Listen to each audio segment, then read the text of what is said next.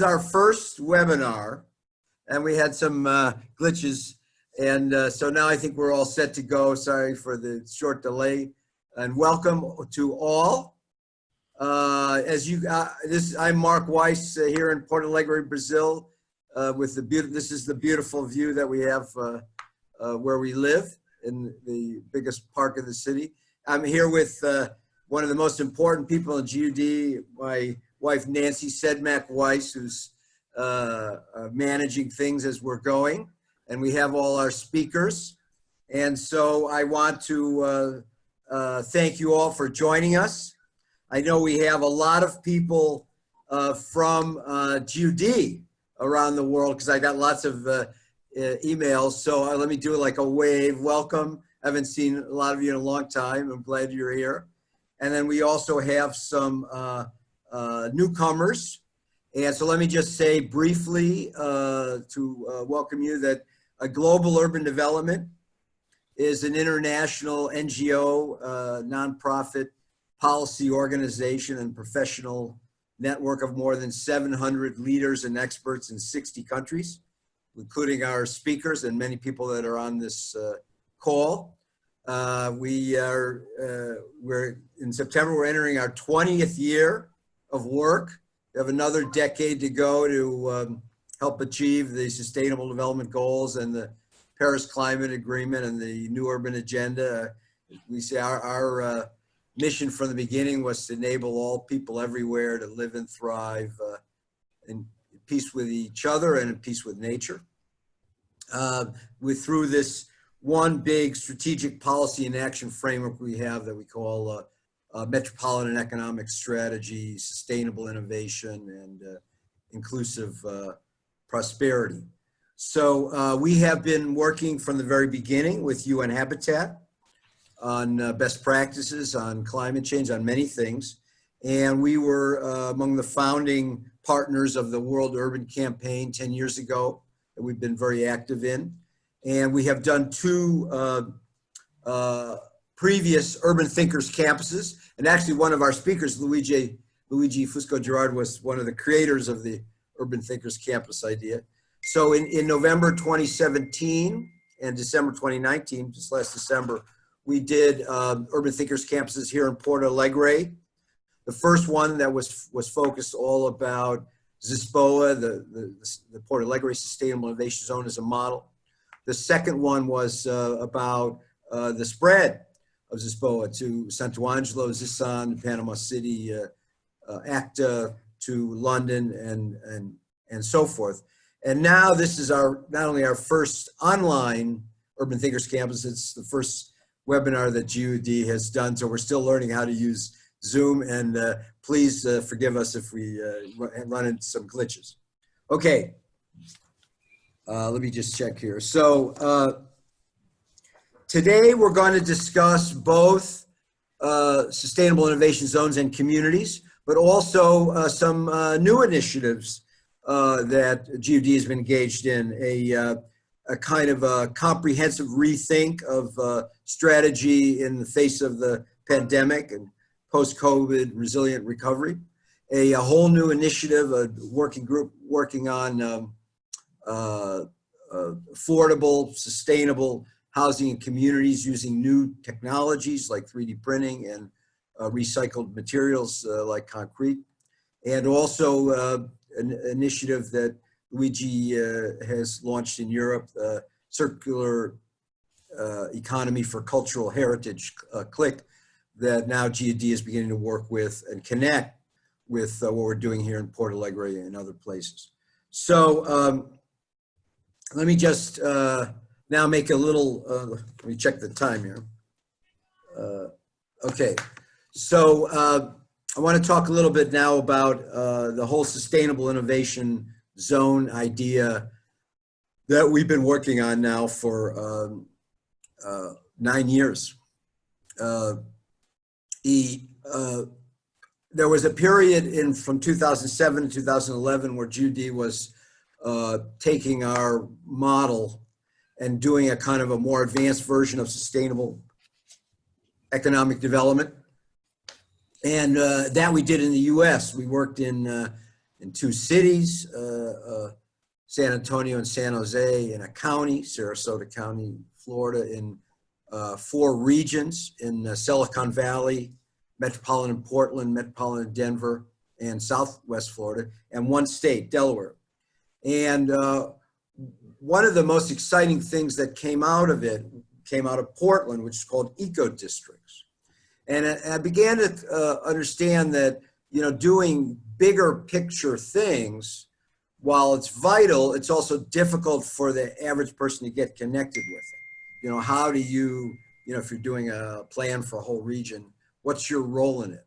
So it seemed to me that this neighborhood level focus would be more powerful as a way of getting people involved. And I also had my own experience when in doing the economic plan for Washington, D.C. in the 90s. There were, I think the most powerful part were neighborhood-based initiatives like the Southwest Waterfront, where I was actually the president of the local neighborhood group, but especially what was called NOMA, where we took this rail yard area with vacant land and abandoned buildings and did transit-oriented development, built a new train station and a hiking and biking trail. And it became not only the fastest growing, most dynamic area in the city and region, but the greenest, with green buildings and recycling and a whole bike infrastructure and so forth. So putting all that together, we thought, as we brought sustainable economic development to Latin America through the Energy and Climate Partnership of the Americas, we were committed in Brazil to doing sustainable innovation zones as a way to get people involved and to experience and contribute to positive change that was not only good for the environment, but good for the economy, that grew businesses, jobs, and incomes. So we worked some in Sao Paulo and Belo Horizonte, but eventually it brought us to Porto Alegre with support from the World Bank. We did this big statewide leapfrog economic strategy for Rio Grande do Sul to become the most sustainable and innovative place in Latin America by 2030. The centerpiece of that was to do sustainable innovation zones. And in October 2015, we started the work on the first one in Porto Alegre. So should we do the slide now?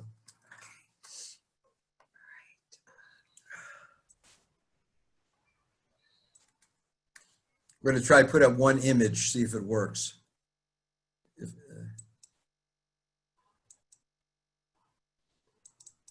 Oh, there we go. Okay. All right. So, okay. Now Nancy's testing it out, so we know you can see it. So this is just to give this was kind of like one overview slide to give you the idea. So you can see a couple things here. One is on the left, the state of Rio Grande do Sul and the leapfrog strategy. And on the right, you can see the map of Zispoa. We started actually in organizing in a very small area, just part of 2 neighborhoods. And it's expanded 4 times since then, and now encompass all are part of 10 neighborhoods. And you can see in the big green spot, that's the park that you're looking at in the picture behind me. The whole idea of sustainable innovation zones is to put together these 6 elements: innovation and technology, entrepreneurship and startups, sustainability and resource efficiency, creativity and collaboration, participatory community management, and business-friendly environment. So it's like an innovation ecosystem for sustainability. It's like an eco district for economic development. So the first thing that's important about sustainable innovation zones is it organizes and engages and involves lots of people. And that's what we did. We had courses, we had, seminars, we had festivals, we had green drinks, we had lots and lots and lots of activities that brought people together, entrepreneurs, activists, professors, students, everyone, to really get engaged So it's not something where you just have to vote and hope for good results or protest, hope for good results. We're taking action in our own hands and building a better future now. So, you know, for example, we built a lot of things like you can see the solar electric car charging station. There's the mayor and there's the ambassador from Sweden, or this solar tree that was a part of a big, the World Environment Day festival that we did. Sustainable parklet, a solar post, and now greening a building at the Federal University. We also helped generate lots of new startups, you know, like businesses that did recycling, of composting of food waste, that grew out of a community garden and composting center, bike sharing, electric bikes, and on and on and on. We've actually picked 5 big goals or objectives that we would become the most solar powered, the most energy efficient, the most renewable technology friendly, which we defined as circular economy, the most bike friendly and most digitally connected. And we've made progress on all except the last one. We have, so I talked about the citizen movement part of it. The second thing that's important is the economic development part of it. Is really, it's important in this challenge that we face to deal with climate change and sustainability. So for people to understand and personally experience that it doesn't cost you money to be greener, it saves you money. It doesn't hurt jobs, it grows jobs. It doesn't hurt businesses, it grows businesses. It raises income. So it's so that's the second thing. A third thing that was vital in terms of, and we'll be wrapping up shortly. A third thing that was vital in terms of ZISPOA is the role of the universities. We had the Federal University of Rio Grande do Sul, where I'm a visiting professor, Federal University of Health Sciences at Porto Alegre, and other colleges, universities, and we built this huge group called ZISPROF that provides a lot of leadership and enables teachers in the teaching that they're doing to involve the students in doing research and action projects that are a lot of fun, and people learn a lot and they contribute to the change. Some of the ZISPOA projects grew out of student work in classes. And now we are creating a new sustainable innovation graduate program at the Federal University. And as I mentioned, greening the campus. So another thing that is that when we did the Leapfrog strategy, people liked the idea, they didn't believe it was possible. Through ZISPOA, it became real, it became possible. So it's had a very big impact in the city and throughout the state, in people believing in themselves and what can be done. And the last point, two last points quickly. One is that we have now begun spreading the movement, as you hear about. We'll hear about from Panama and London, but we also have another zone here in the state in Santo Angelo. And we hope that through this call, it's the beginning of GUD, spreading sustainable innovation zones and communities around the world. And for a while when COVID hit, we thought, oh, this is going to be very difficult. But now we realize there's another reason to do it, which Banning will talk about, which is that in a sustainable innovation zone and community is a great way to experiment with how we change, how we live and work and play and survive and thrive in urban areas. And so in terms of the whole idea of resilient recovery, this is one of the ways to figure that out, to try things out and scale it up. Okay, so let me now introduce our next speaker, Habiba Al-Marashi, who is the chairperson of the Emirates Environmental Group and a major international sustainability leader in Dubai and UAE and Gulf region. and who has been my dear friend and a member of the GUD's board now for 16 years. So please, Habiba. Thank you very much, Chris. Sorry, I'm saying thank you very much, Marc, for giving me this opportunity. And I'm very delighted to be sharing with you a simple presentation that I have prepared actually yesterday and today to say where we are coming from, why it is so important to look at the topic of providing affordable and sustainable accommodation for the masses. A global survey conducted by the UN in 2005, which is 15 years ago, it estimated that 100 million people are homeless. And of course, this number has changed now, particularly with COVID-19, to a new high. UN Habitat in 2015 said that 1.6 billion people lack adequate housing. Another study that came out of the UK from an organization called Crisis UK said that homeless people usually, the average homeless people die at the age of 44 only. Another UN study recently said that the global poverty would increase for the first time since 1990 because of the threat of COVID-19 and what it poses on achieving sustainable development goals and everything that is related to it by 2030. Which brings me to my second slide, and I would like to have, do I have the screen? Yes. Yeah? Yes, you're all set. Okay, so my second slide.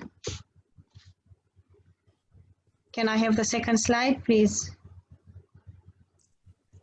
Okay, I can see, yes. You can, yeah, you advance it. Perfect. The second slide, which really came from the United Nations University, and it was done by several of the professors. And they say that because of the COVID-19, the poverty could rise to 1 billion people globally. That's no joke, really. And up to 400 million people have become the new poor, so the line is increasing. And these are people who are living on less than $1.9 per day. There's another 500 million people living on less than $3.2 per day. And this is, again, a poverty in another part of the world. And they say that this could expand to really 60%. So the cost of the crisis in lost income could reach to US dollars 500 million per day for the world's poorest people. And the intensity and severity of poverty are likely to be exacerbated dramatically. The estimate shows that the poverty will increase amongst even the middle income developing countries, and there will be a significant change in the distribution of the global poverty. So it is not only focused in third world countries, it is shifting now towards developing countries, and particularly South Asia and East Asia. And I would like to share with you here as well another research that has been conducted by authors Sabina Al-Kire and Jacob Dickinson and the rest of the team. You can see the names down there. And it shows you where the Arab region as well is being included in there, and it shows the numbers and everything in there. So this is all very disturbing facts that we are coming to see because of COVID-19. Where did I go? 1, 2, 3, 4.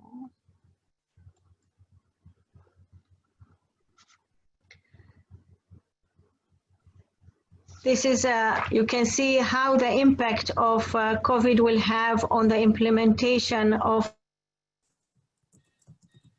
the different sustainable development goals. So this is not something that will be touching only one side of it. It means that it is going to be touching all the sustainable development goals. And it is very clear from here the impact in homelessness and in poverty, which will have, of course, a negative impact on the accomplishment of all the other SDGs.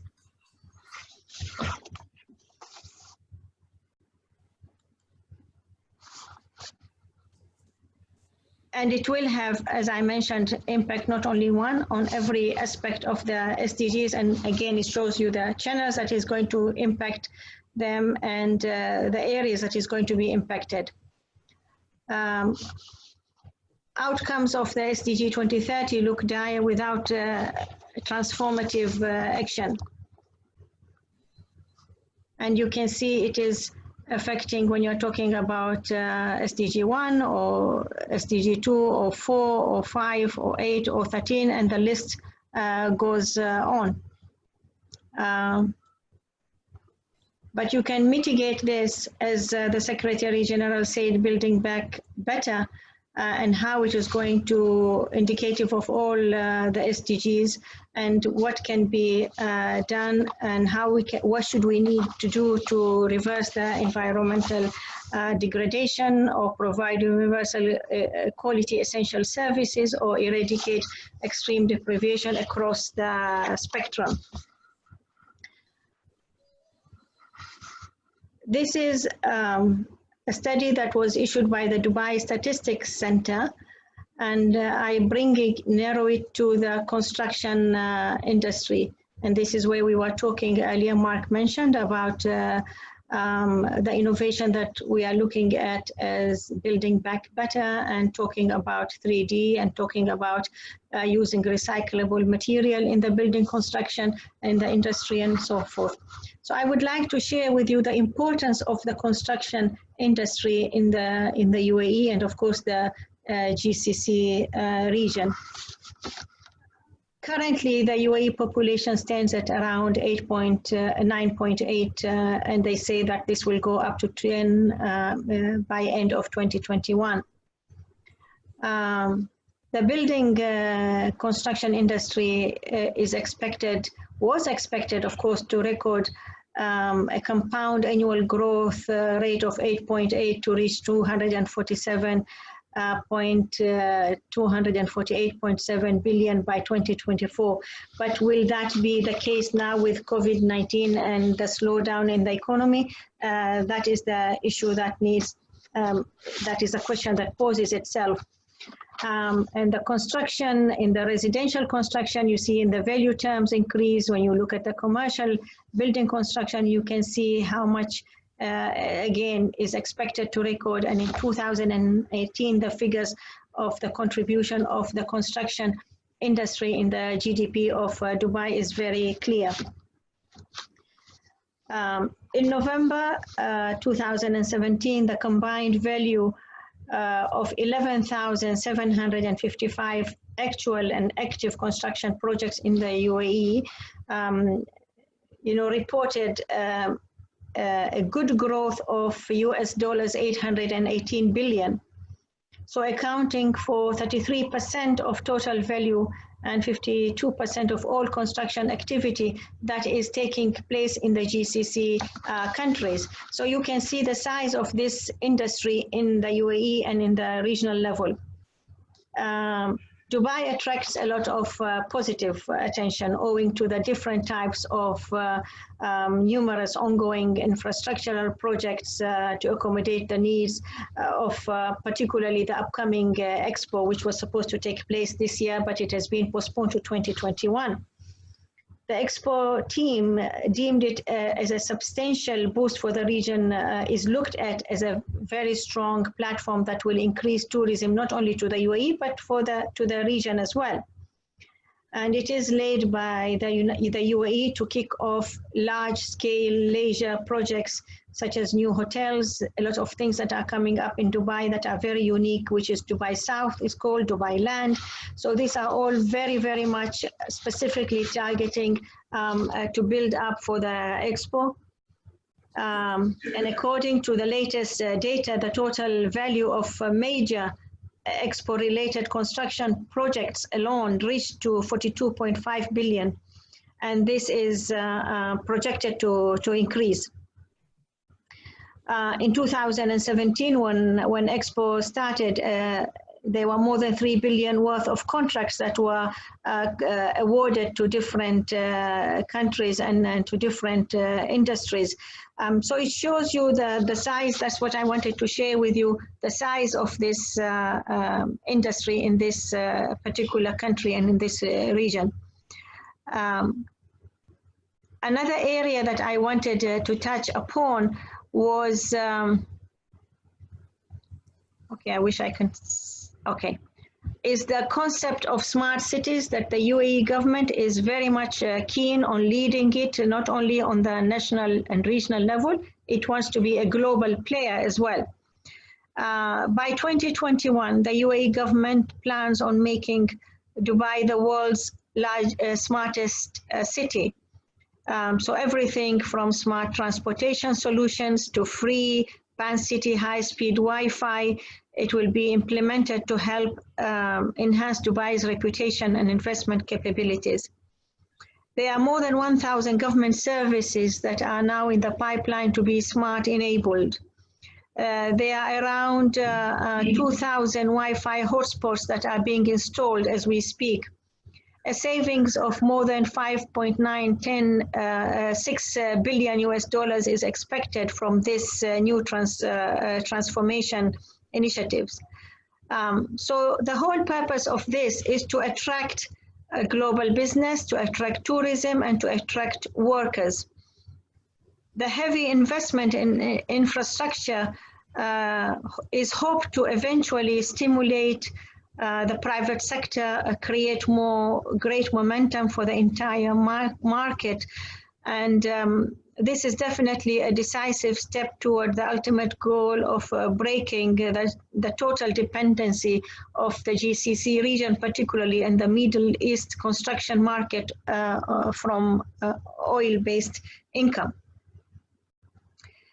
The construction sector in the UAE and GCC was poised to see good growth in 2020-2021 compared to 2019.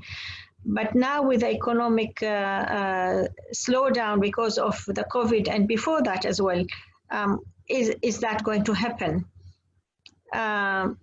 In 2019, a total of 73.1 billion US dollars worth of projects were completed in the UAE, an increase of 9% from the previous year. A total of 200 million US dollars worth of projects were completed in GCC in 2019, and this is a growth of 3% year-on-year growth that we are comparing here. So really, over the last few months, Dubai, Abu Dhabi, Sharjah, especially in the beginning of the year, announced a number of new mega gas discoveries which will require billions of dollars in investment and development of the fields. Habiba, could you start to wrap up now, please? Yes. Yeah, thanks. Yeah, thank you. The GCC was the most attractive option for respondents. So there was a survey that was conducted, and the GCC came at the top of this survey, particularly from people who were involved from Asia and Europe, as well as from other GCC countries.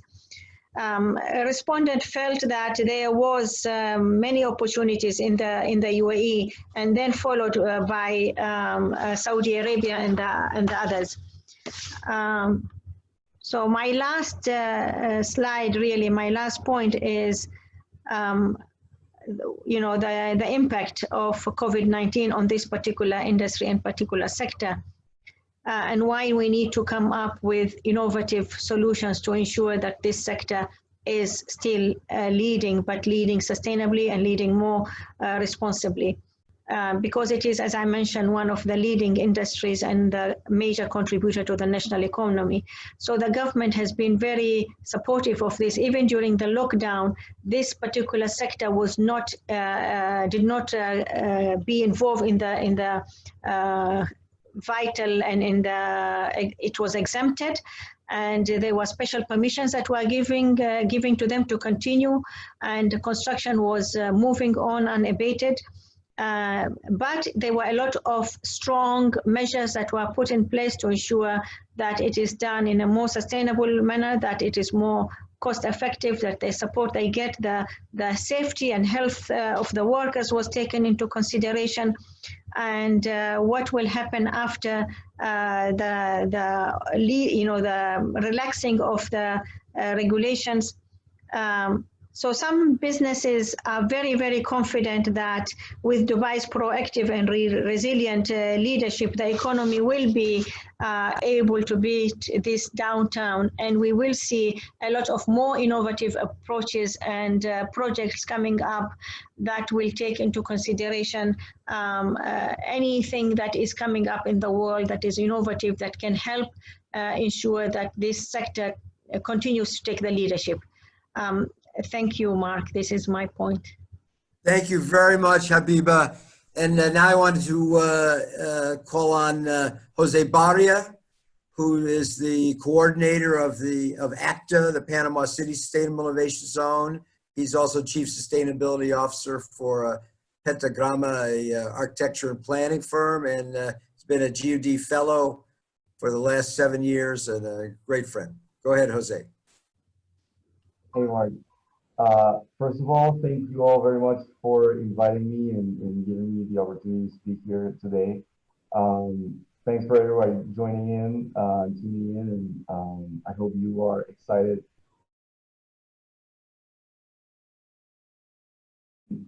Well, I just want to start by thanking you, Dr. Weiss, for just trusting us and letting us, execute your vision in Latin America. I still remember back in 2014 when we started talking about sustainable cities back in the Sustainable Cities panel for the Green Building Council. So I just want to start off with that, sort of talking a little bit about our experience, where we're from, what we're doing right now, and just call to action for everybody out there listening to get them, as excited as we are.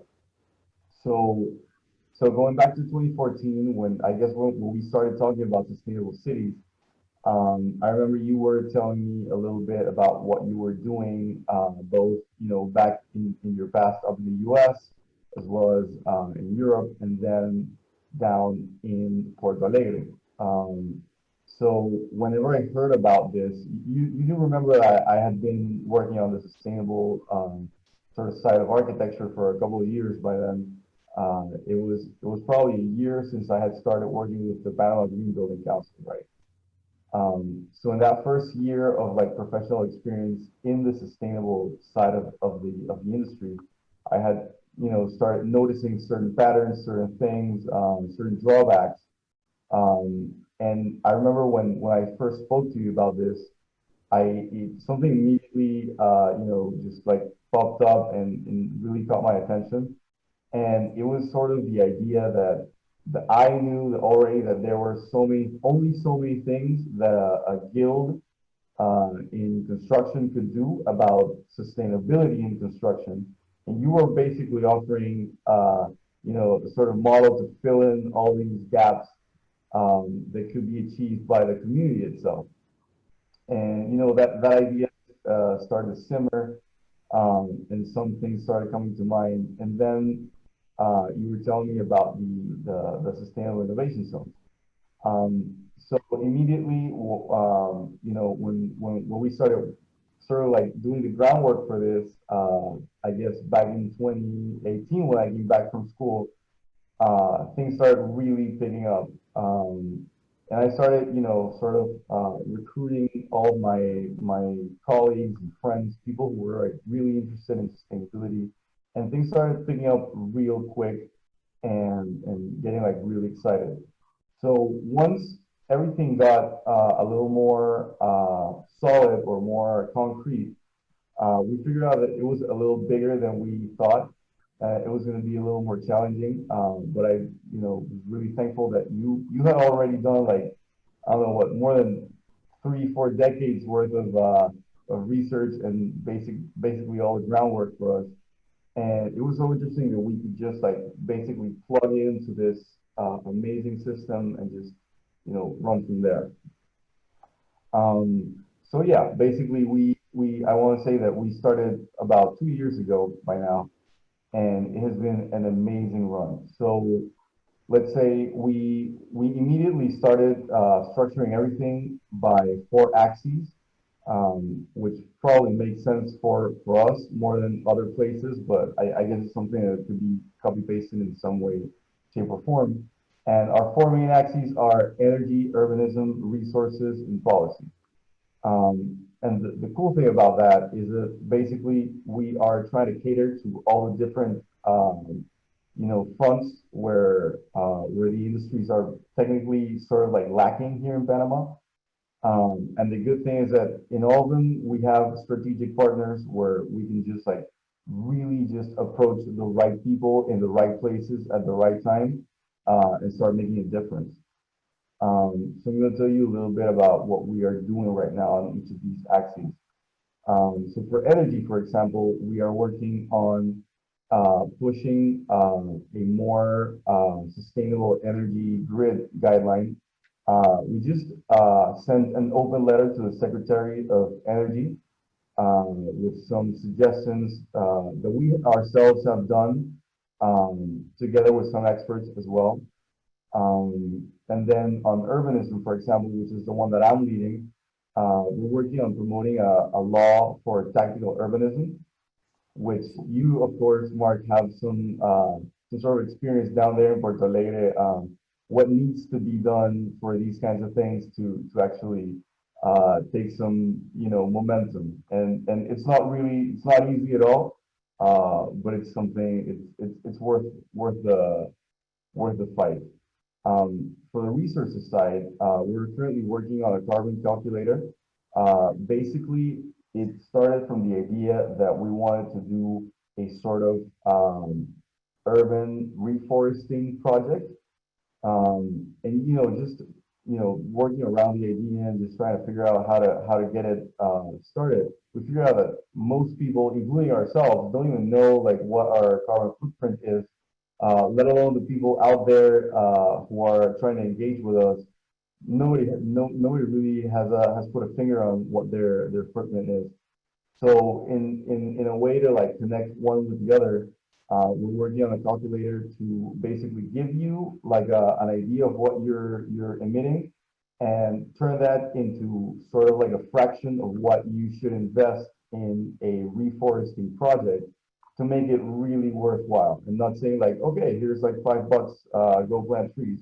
It's something that has to be proportional to what you're already doing, right? And on the policy side, which is more of like an umbrella term for like everything that we're doing, because it's basically the one promoting either law and all these different frameworks. We're just like all over the place, just promoting different. Mostly, I want to talk about transparency, which, as we have talked before, is a huge thing in Latin America, especially because most of the time we don't even know when lawmakers are just, basically selling our trees, selling our land, selling our seas, and stuff like that. So it's sort of a more robust and more transparent policy framework is what we're just yearning for. And I guess all these 4 points are just like like an overall thing. But I guess that my real message here is that this all started because we, as young entrepreneurs and professionals, have realized for a while that there are only so many things that the business side can do. There are only so many things that the guilds can do, and there are only so many things that individuals can do. And as sustainability is such a huge issue, it's not a one thing response, it's all of the above.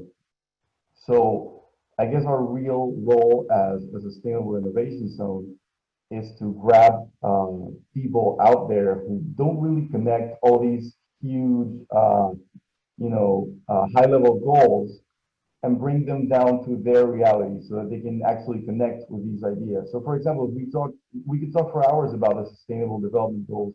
We could talk for hours about the Paris Agreement. We could talk about hours for sustainable policies regarding big corporations. But none of these things really relate to the common person out there on the street who's basically figuring out how to make ends meet, right?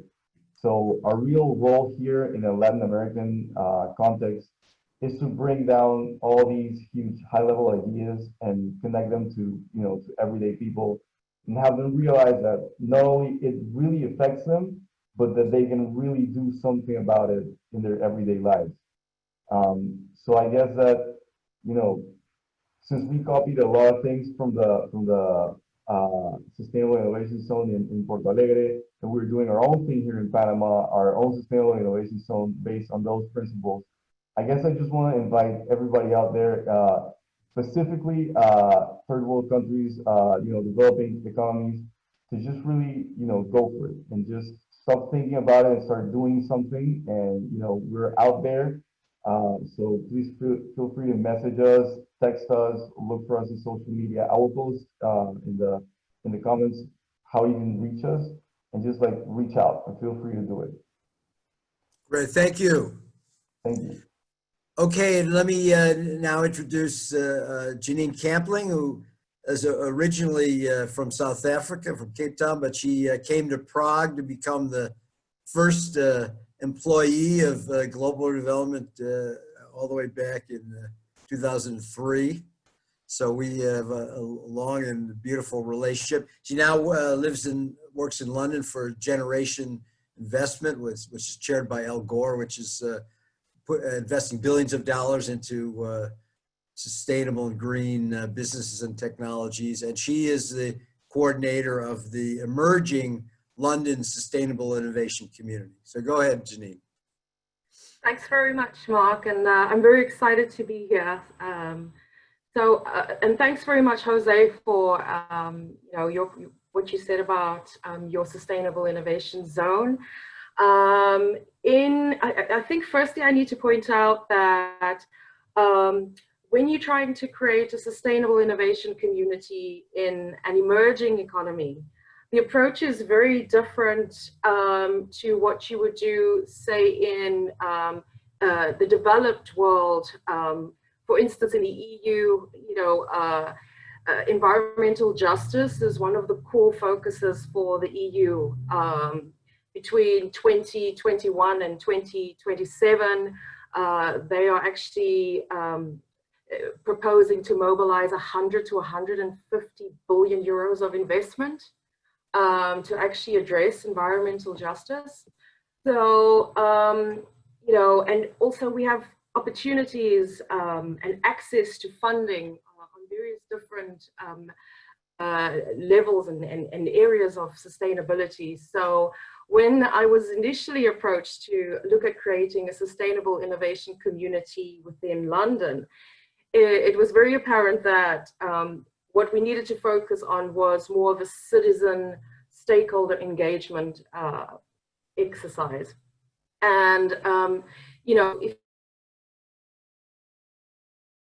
it's been 5 years, governments, businesses, academia, and agencies have been working on how they could drive the sustainability agenda. But still, we are far from where we want to be. And the London team feels the missing link in all the efforts brought thus far is the largest stakeholder, and that's is civil society. So we felt it was very important to approach the initiative by trying to build bridges and to really understand what society knows about sustainability and how green innovation could improve their lives affordably. We felt that if we did that exercise of understanding what the need and the ask was, we would be more responsive in our approach rather than prescriptive, and this would be more meaningful in, you know, connecting with the community.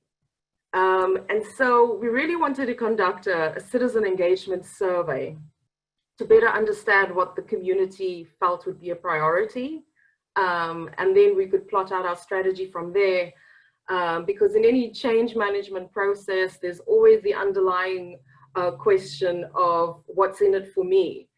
And so we felt that, you know, the survey would help us define what the benefits would be, being part of a sustainable innovation community, and that in itself would sort of promote participation.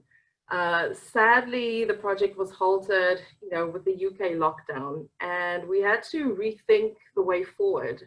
But nonetheless, COVID, although it hampered our plans in respect of what we wanted to do within the community, it's provided at least two things worth noting.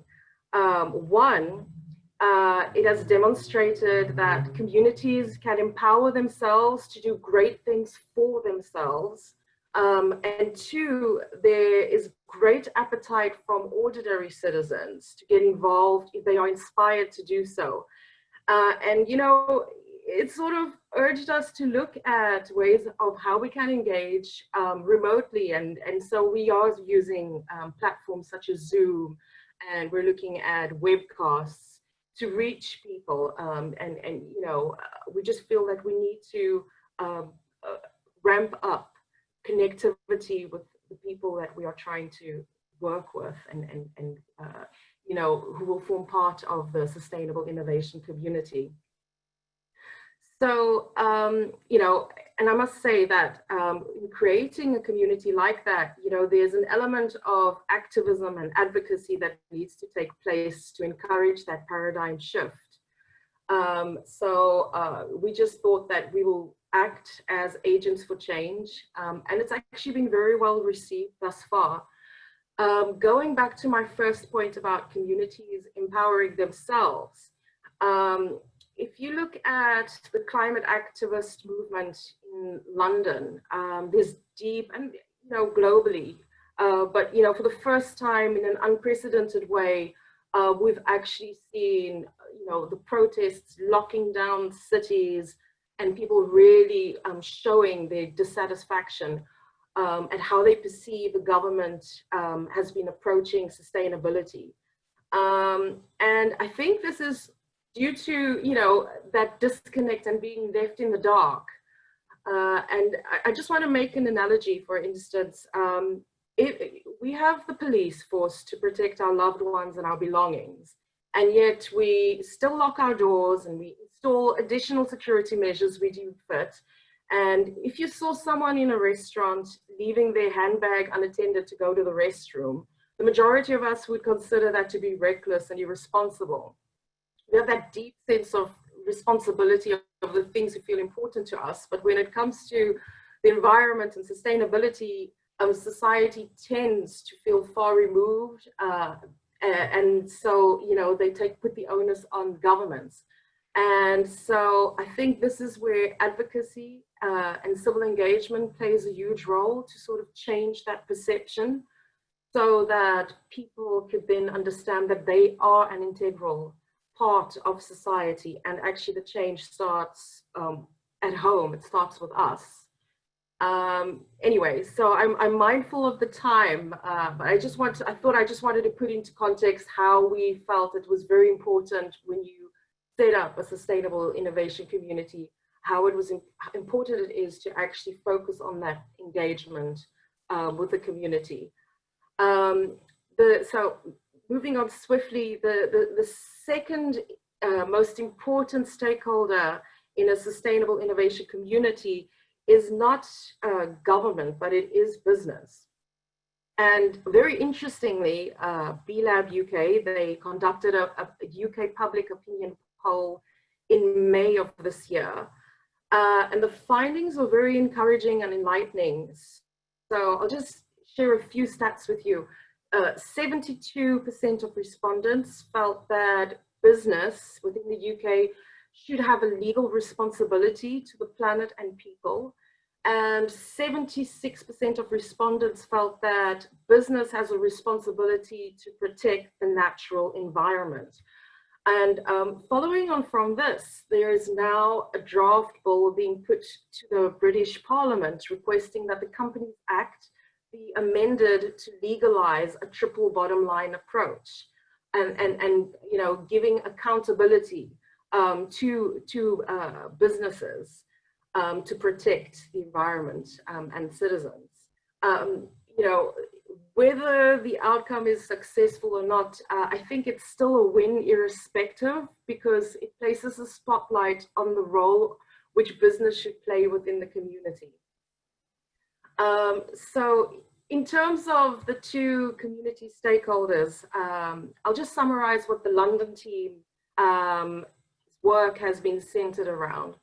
In terms of community outreach and engagement, we are focusing on building an online network within the community that we want to work in, hosting webinars and educating on an array of topics.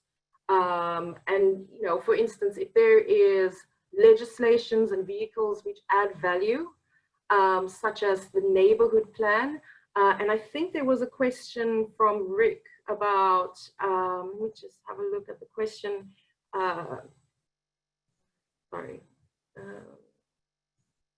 about landowners who want to profit from neighborhood improvements.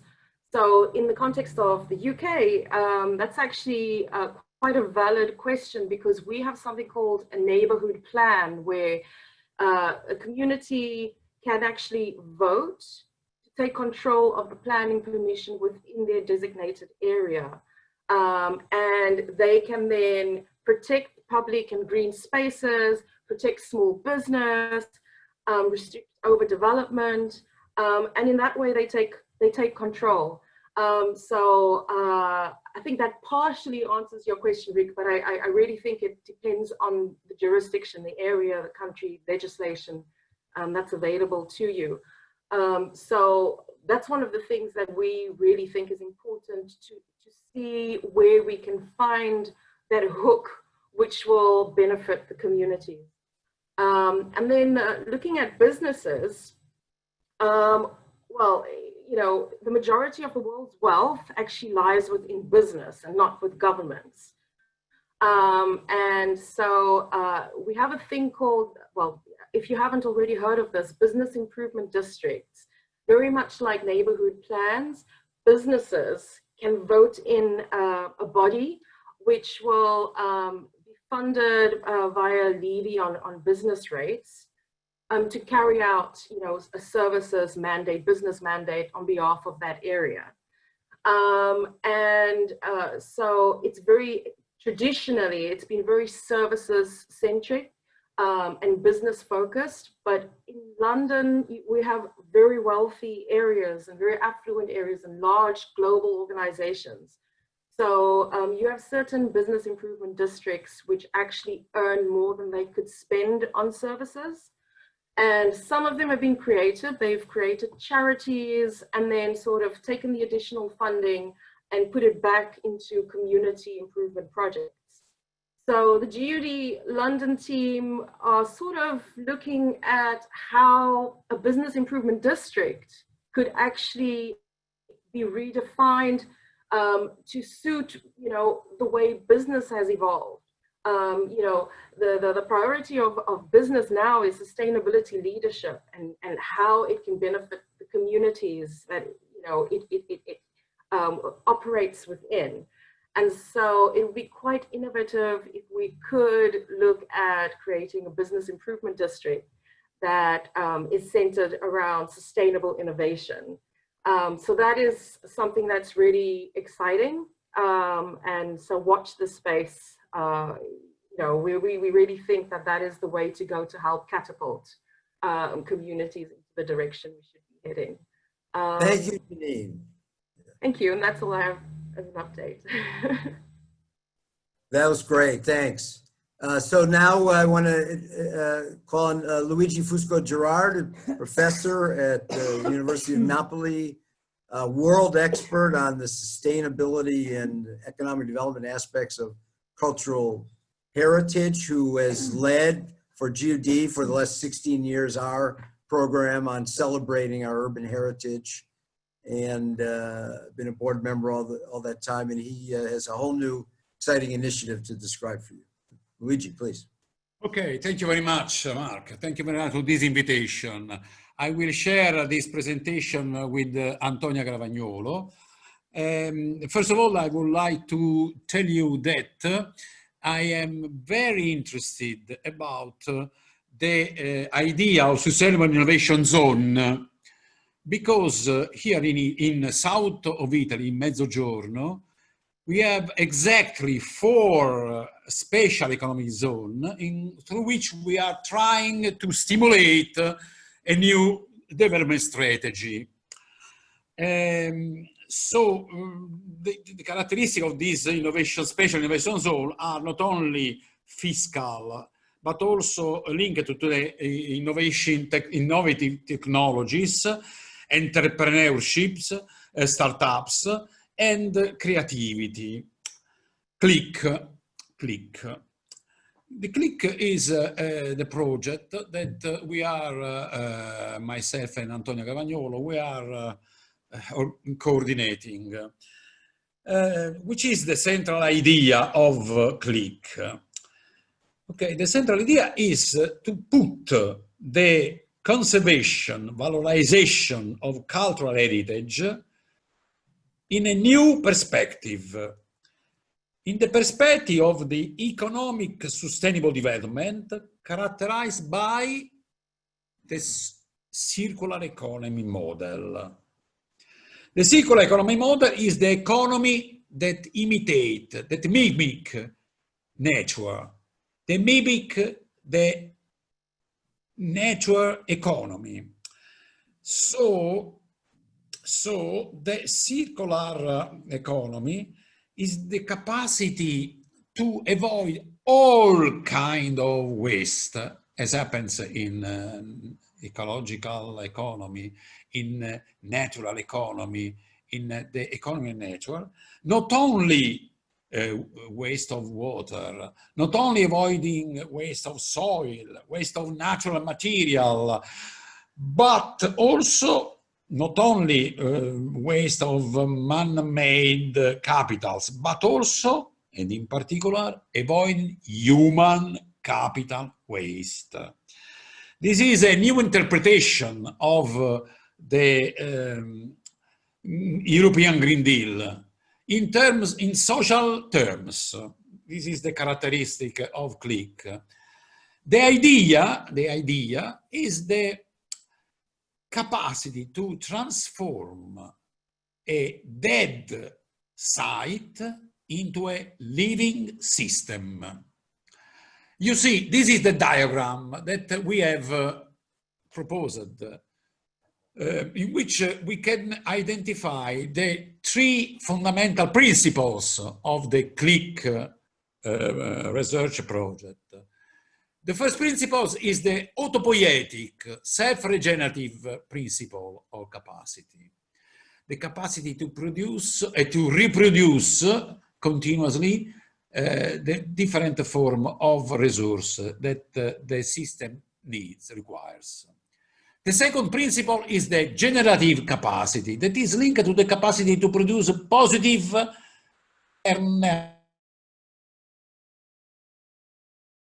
in the context, and some of these are recombined also in the original system, autopoietic system. And the third principle is the symbiotic capacity, the capacity to improve a reciprocal change, a reciprocal relationship with the context.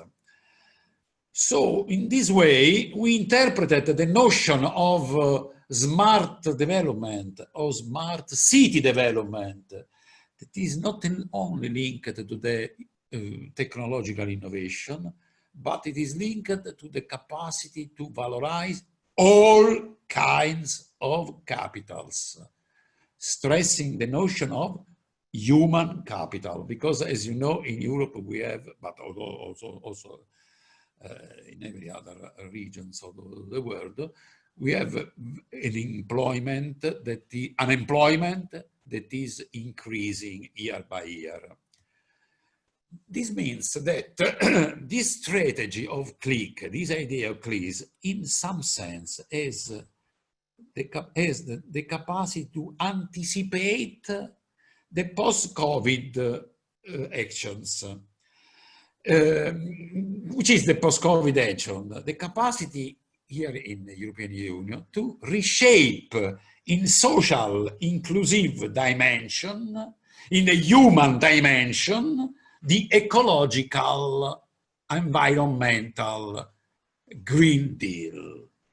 So this means to stress the capacity to produce new employment, interpreting the recover the valorization of the cultural ages in terms of the production of new hubs of innovation, of entrepreneurship, of cultural and social integration. In conclusion, before giving the floor to Antonia, I think that the essence of CLIC project is in its capacity to be a tool for a human-centered new development approach, not only to the ecological or environmental centered approach, but also to human-centered approach through the identification of new hybrid financing tools and new business models for promoting a human flourishing new perspective. Antonia, can you integrate, please, this brief presentation more in depth? Thank you very much for your attention for the moment. Thank you. Thank Antonia, you. hear me? Antonia? Antonia? Yes. Ah, okay, very well, very well. Please. Okay. The magic of Zoom, right? Thank you for this invitation today. I would add just a few words to what Luigi Fusco Gerard has already very clearly expressed about the CLIC project. Not very clearly, because my English is a bad English, but I tried to. But, yes, excuse me. At least for me. Okay. I would just show a few slides more, so you know now that this CLIC project is European Horizon 2020 research project funded by the European Commission. It's about circular models, leveraging investments in cultural heritage adaptive reuse. So it's focused on cultural heritage adaptive reuse as a way to achieve a circular economy also in cities and regions. So just to complement what Luigi has already expressed, we understand cultural heritage adaptive reuse as a key strategy for a circular city, thinking about the reuse of resources in a circular economy approach, which are all kinds of resources, material, so tangible resources, including materials or energy, water, whatever kind of resources, but also intangible, such as human skills, capacities, people. So everything is included in this circular but also human-centered approach that Luigi was explaining. So the project, I go back to some slides. The project has several objectives that start with an analysis of best practices in Europe and beyond. So you can have a look at the project website, that is clicproject.eu. in which you find also the link to the CLIC platform, which includes more than 100 cases of adaptive reuse of cultural heritage and also cultural landscape. So we have collected the different practices and also started to develop an evaluation framework, including the assessment of social, economic, and environmental impacts, and also cultural impacts, of course, on the cultural heritage, but also cultural impacts, including impacts on the society, on the local community. So it's an evaluation framework included in the objective 2 of the project that is really multidimensional and based on criteria and indicators that are qualitative and quantitative. So we are trying to develop the framework and also collect all the data to support some hypotheses. First data are already published in the platform of the CLIC project. That is also clicplatform.eu, you can check. And then many other objectives are included in the project that is very complex and articulated. Objective 3 is about developing policy relevant guidelines to support public institutions, but also private businesses, as it was said before. Communities and private organizations are key to bring on, to develop the territories and also to achieve the sustainable development goals and to make cities more competitive and also more sustainable and livable. So we are also working on the governance aspects together with our partners. I will show the partnership, which is very large and includes academic and private practice partners. We're working on analyzing first the financing and business models of the most interesting practices, most interesting projects to develop hybrid circular financing and business models for supporting different kinds of organizations that can take care and renew, readapt cultural heritage in cities and regions, especially for cultural heritage that is not the huge UNESCO World Heritage Site, but small places, minor heritage cultural landscapes that are not under the recognition of international organizations and that can receive, of course, less funding from the public institutions, from the public authorities. So we are working. Antonia, could you please wrap up now, please? Yeah, thank you. Yes, okay. So you see many objectives are there. We are also, of course, contributing to build an international cooperation network together with ICOMOS, UN Habitat, as today we are very happy to participate here, and contributing in the 4 pilot areas of the CLIC project to create also new jobs and new opportunities for communities and innovators that want to test themselves in projects of adaptive reuse. So our partnerships include, of course, different organizations in Europe, and especially the 4 pilot areas are located in Sweden, Västra Gotland region, the city of Rijeka in Croatia, the city of Salerno in southern Italy, nearby Naples, and there is also a cultural foundation, Pakhuis de Zwijger, that is located in Amsterdam, in the Netherlands. So different cases, different pilot areas with different needs and also scales and challenges. Thank you. So that's all. So thank you very much.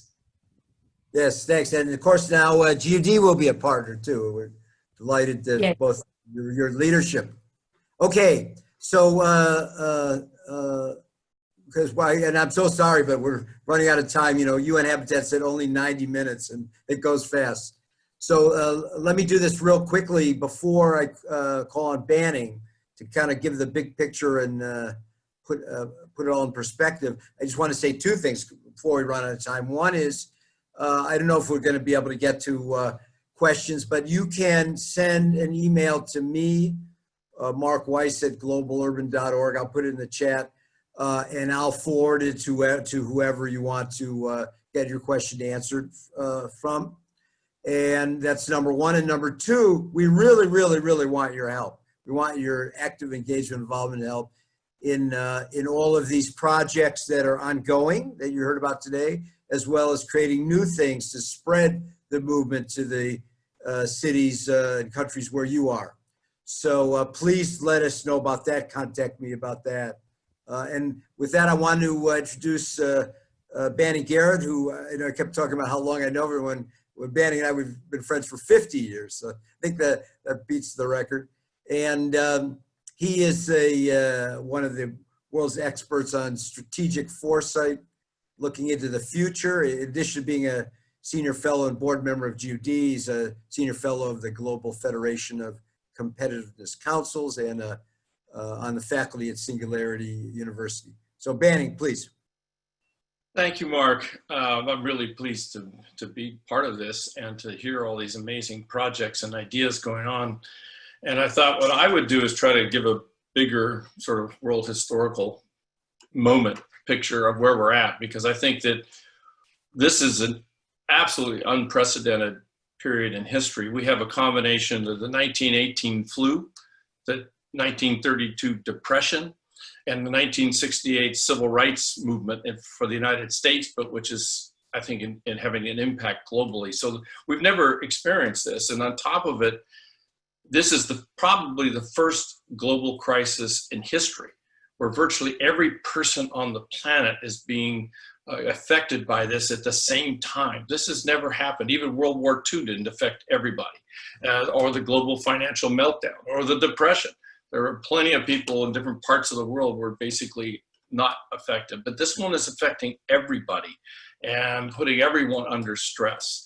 So this is a really, it's hard to even grasp how critical this is in terms of the world history. We will look back on this period as far more important than 9/11, because 9/11 was this problem. We had actions against the United States, and then we went off and fought some wars, and President Bush told everybody to keep shopping and keep on with your lives. Well, this is affecting everybody, and the United States is sort of doing the textbook case of how to do everything wrong to deal with this, and exacerbating certainly the crisis in the United States with nearly 150,000 deaths and I think over 4 million cases and no end in sight. But there's no end in sight globally.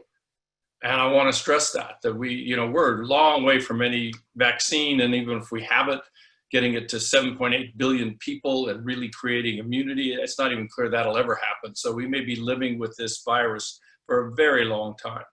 So it's had a very big impact on global economy, is in really much more dangerous situation than our rising stock market would, which is completely at odds with the rest of the real economy would indicate. So we're really under very huge problem. We're going to have, maybe I should share this screen here,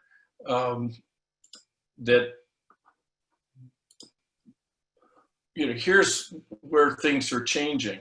Just taking a look at that, because I've been looking at long-term global trends, and I realized in March that you have to think of a new starting point for where all this, if not ends, at least where it positions the world over the next 2 or 3 years.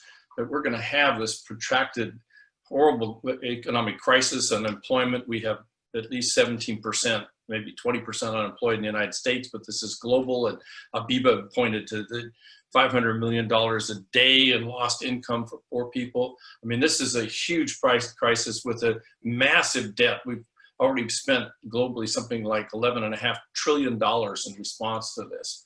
So the burdens on debt on cities, since that's our focus, are going to be incredible. we're going to have to start from a very different point than we would have thought about this a year ago. And I don't think we really need to consider that.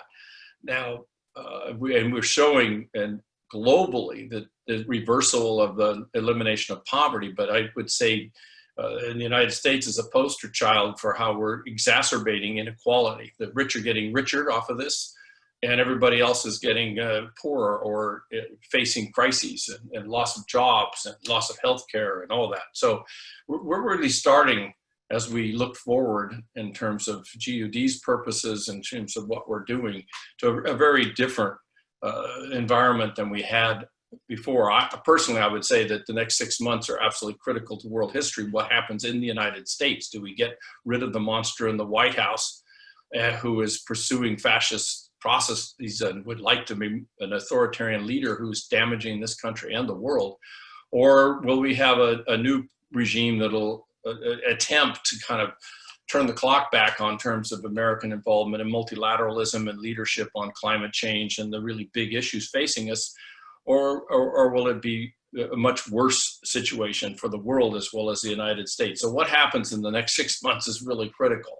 And I'm optimistic here that we'll have President Biden, and that could help reverse policies in this country and move forward, but then take advantage of the opportunities, which I know we're running out of time here, Marc, but I think there are plenty of opportunities to go in a different direction, and certainly we've seen, and more sustainable. And we've certainly seen this in terms of everything, telemedicine, teleconferencing, telecommuting. It's all changing the world in ways that are going to be long-term, not just go back to what business as usual is. We're going to face all kinds of questions about greening the built environment. And I would say that the real interesting point here is, how does this affect our dealing with climate change and sustainability and avoiding the next great mass extinction that's on the environmental train right now as the world is going? How do we deal with this? Can we turn this into a real opportunity for green building, green mobility service and green services, strengthening public health, a new social compact with the people? And I think what Janine was talking about with, going to really civic engagement is really critical at this time. We see not only in this country, but elsewhere, rising civil engagement for the United States. It's over Black Lives Matter and really social injustice in this country and growing inequality for everybody, but certainly racism being this persistent structural problem the United States needs to be addressed. But can we address these things with climate justice, as people are calling it now, with really rethinking our cities, where we're going, and what's possible?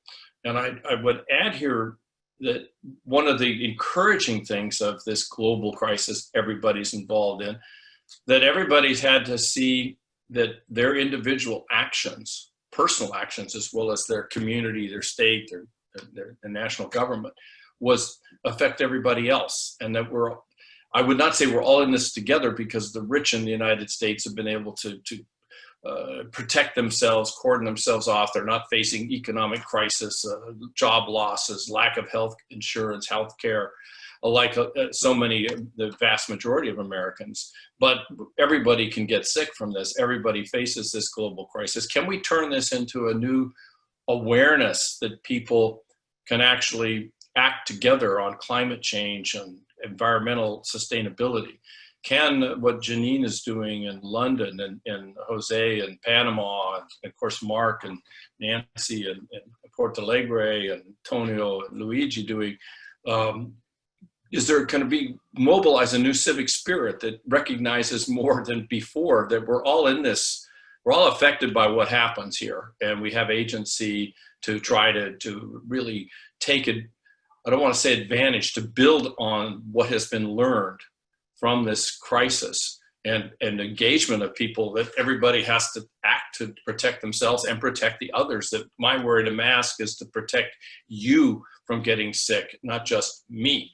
And that if you don't wear a mask to protect me, that I'm put at risk, that we're all affected by this kind of a crisis. Well, can we take that to see that we're affected by the really big one, the looming and already here climate crisis and the need to build more, to do mitigation, adaptation, and resilience in how we do cities and how we do our built environment.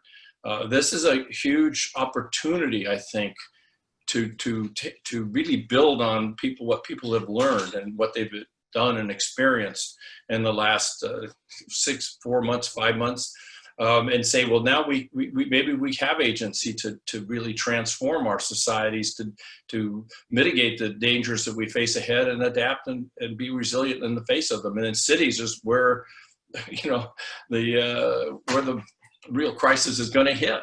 And everything from water and food and certainly extreme weather events, littoral cities along the coastlines are all going to be facing sea level rise and extreme weather events that will lead to flooding and destruction. We're going to face massive numbers of climate refugees.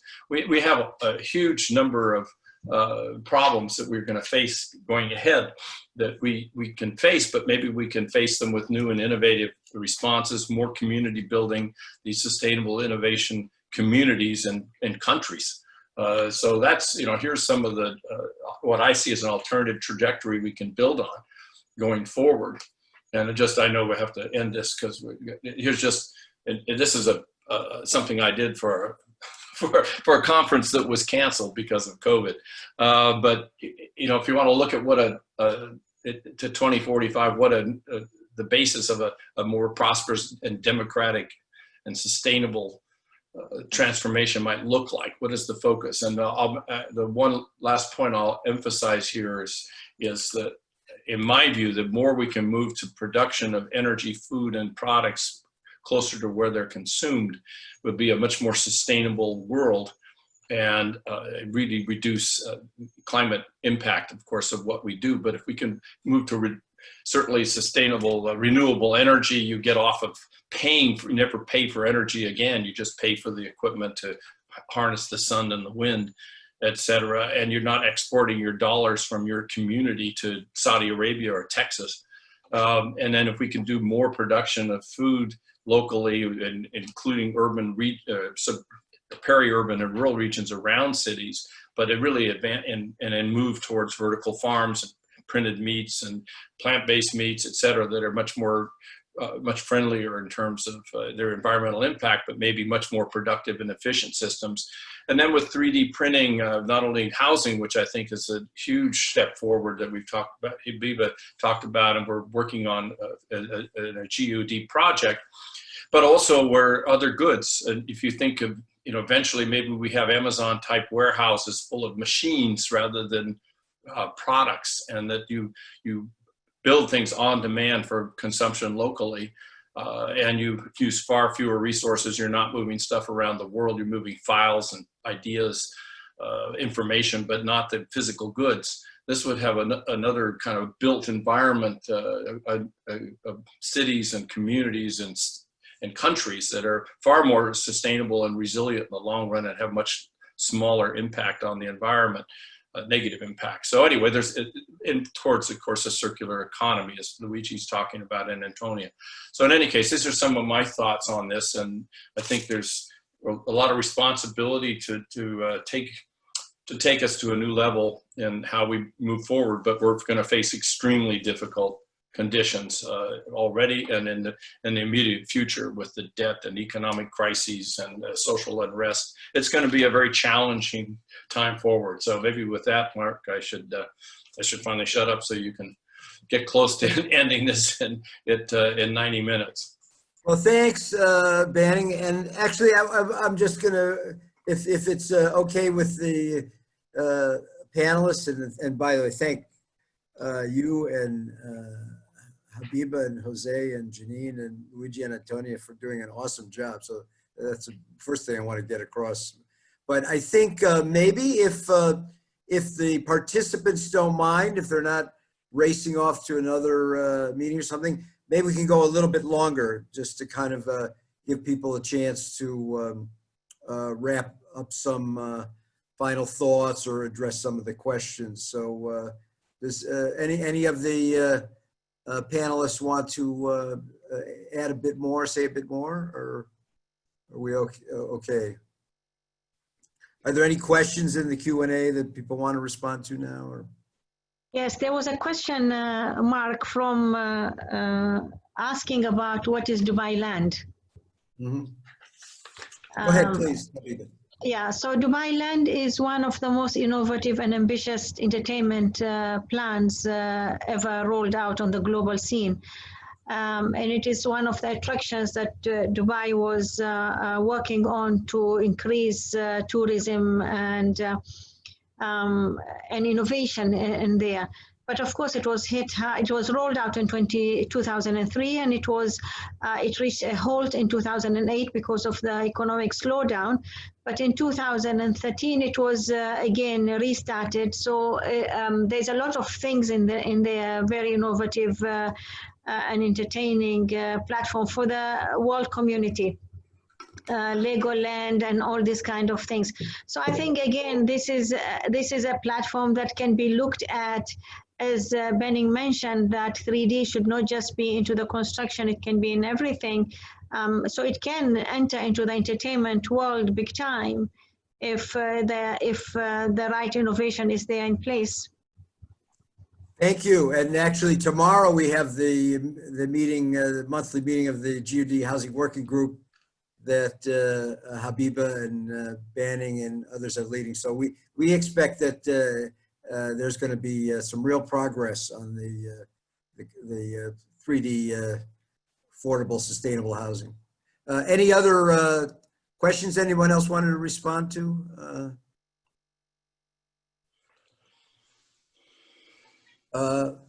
Any final thoughts? Anybody wanted to share something that you wanted to say, didn't get a chance?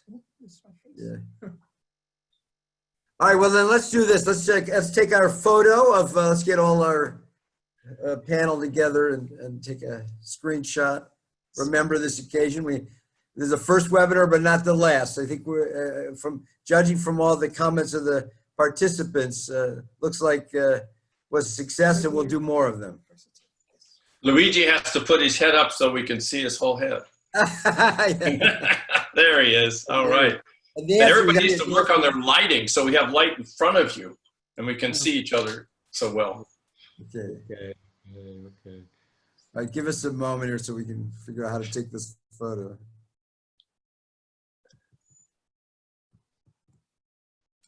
All right, thank you. Thank you very much. Lovely. So again, thanks to all the panelists who were awesome. And thanks to, we had at the peak, we had nearly 60 people listening, and we're very proud of that. And so please send your feedback. Well, like I said, we'll have a recording. We'll have, we can share, everybody that did PowerPoint, send them to me, and we can share them with folks that want them. And let us know if you want us to do another one. We can. Including another Urban Thinkers campus. There'll be a new round starting, I think, in September. And with that, everybody please be safe, be healthy, and be well. And it's a great pleasure to be connected with all of you. Thanks. Bye, everybody. Thanks. Thank you. Bye. Bye. Bye, everybody. Bye, Marc. Thank you. See you tomorrow. Thanks. See you, inshallah. Thank you very much, Marc, again. Thank you very much to all of you. Thank you. Thank you. Great. Thank you, Luigi.